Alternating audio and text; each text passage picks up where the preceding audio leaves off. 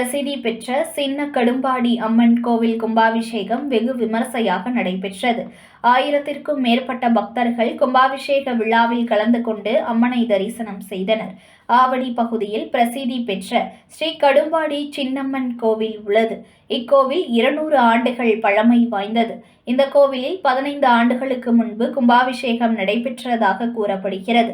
இந்த நிலையில் கோவில் புதிதாக கட்டிட வளர்ச்சி பணிகள் நடைபெற்று கடந்த 3 நாட்களாக யாகங்கள், ஹோமம், 1008 கலசங்கள் வைத்து கும்பாபிஷேகம் ஏற்பாடுகள் தீவிரமாக நடைபெற்று வந்த நிலையில் இன்று காலை கோவிலில் உள்ள மேல் கலசத்திற்கு மேளதாளங்கள் முழங்க கும்பாபிஷேகம் புனித நீர் ஊற்றி விழா நடைபெற்றது. பின்னர் கலசத்திற்கு தீபாராதனை காண்பிக்கப்பட்டது.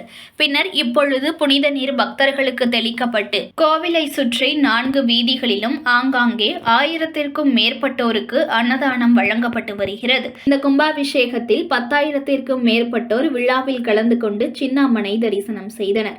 இந்த கோவில் கும்பாபிஷேகத்திற்கான ஏற்பாடுகளை அறங்காவலர் குழு தலைவர் திரு ஆவடி பாலா, உறுப்பினர்கள் ஜெயலட்சுமி, வாசு, ஜானகிராமன், பத்திரிகையாளர் நிகழ்ச்சி ஏற்பாடு திரு லயன் செல்லா மற்றும் இந்து அறநிலையத்துறை சிறப்பாக ஏற்பாடு செய்தனர்.